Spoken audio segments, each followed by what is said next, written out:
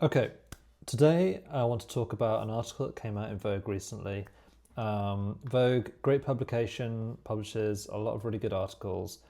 But this one, I think there are a couple of pieces of information missing that would be really helpful to know. And I think there's a risk of some people having the wrong takeaways if you read this without the extra context, which I want to give to you. So I'm going to call this video Two Things That Vogue Didn't Tell You About 19 Foods with More Protein Than Eggs. So let's jump into it. I'm going to give a quick overview of the article itself and then share the two things that I think will really help you and arm you with extra information when you're reading about protein online. So it talks about eggs not being the be-all and end-all source of protein, which is fair, like there are lots of different sources of protein, and then goes on to provide a series of examples of other foods which are protein rich, including lean pork, edamame, cod, lean beef, pumpkin seeds, shrimp, chickpeas, tempeh, mozzarella, seitan, peanuts, tofu, Greek yogurt, quinoa, cottage cheese, and so on and so forth. I won't go through all of them. However, here are the two issues that I have with this article. Number one, and this is common across many articles, and in fact it's also common across food labels, so this isn't really a criticism. It's talking and comparing food to food by how many grams of protein do you get per 100 grams of product. Now, it makes sense in the sense of, okay, weight for weight, what proportion of protein is in the product. But in general, when we put together our diets, we don't set ourselves specific targets or limits according to the weight of the food that we take on. We don't, for example, say, okay, I'm going to put together a diet for myself and my target and threshold is going to be 900 grams of food a day, or my target is going to be 1500 grams of food a day.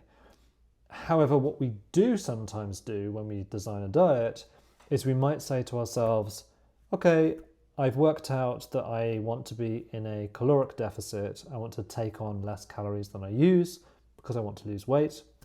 And at the same time, I'm going to do resistance training, strength training of some kind, and I want to keep my protein high because I want to feel fuller for longer, because protein is more satiating, gram for gram, than the other macros, and because I want to maintain the muscle mass that I have. I don't want to lose muscle mass while I'm in a caloric deficit. So in that case, what we're aiming to do is maximize the amount of protein that we're getting and minimize the amount of calories, not the amount of grams. And that's not covered in this article at all. To be fair, further down for one of the examples, we do cover for pumpkin seeds. Pumpkin seeds have a high calorie count, if that matters to you, depending on how you eat them. Okay. But really what we should be doing for people who want to lose weight at least is comparing proportion of protein per 100 calories, not per 100 grams of product. If anyone's interested, if you happen to have an iPhone, I actually wrote a really basic iOS app called Macro Pro, one word. You can find it on the App Store. It's free.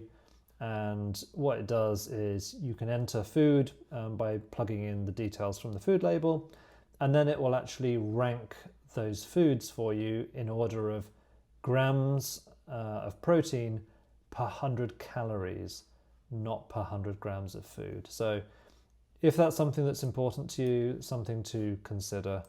The other thing, which arguably I think is actually more critical, is it doesn't tell you what protein is, and it doesn't tell you what the difference is between complete and incomplete proteins. So let's just pause for a second and talk about what protein is. Protein is made up of a series of amino acids. They are the building blocks of protein. Now, there are a total of 20, However, out of those 20, there are 9 of those amino acids which are what we call essential. When we say essential, what it means is our body cannot produce those 9 itself. You have to get them from your diet. And so, not all proteins are created equal. If you have 10 grams of protein A, which has 3 of those amino acids, and 5 grams of protein B, which has all of them, that complete protein is the one that you want to focus on. And generally, and this is a general rule of thumb, there is some extra nuance here, animal-based proteins, including dairy, are complete. They have all 9 of those essential amino acids, and most plant-based proteins are not. One exception to that is soy. So tofu, for example, is a complete protein, but most plant sources are not. And when we kind of scan through this article, it talks about pork, then talks about edamame, then talks about cod, beef, pumpkin seeds, shrimp, tempeh, mozzarella, seitan, which is basically made from gluten, as it says here, from wheat. It says, it's apparently shockingly high in protein. Okay, sure, but it's not a complete protein, so you can eat as much of this as you want. You're not going to get all 9 amino acids. And the other thing, which I believe is touched on in this article, is not all proteins are digested the same. So some you absorb a lot of, some less of. So 2 key things I think to take away from this. Yes, look into diversifying the sources of your protein, and you don't have to get it all from eggs by any means, but consider 2 things. If you're looking to lose weight and you have a caloric target, a caloric deficit, don't concern yourself too much about protein per 100 grams of food. Try and work out what's the grams of protein per 100 calories of food, first of all. And number 2, try to prioritize complete proteins, or if, for example, you're vegan, try to find combinations of plant-based proteins that still give you a complete protein overall. So you're getting all 9 of those amino acids which your body needs and which your body cannot make itself.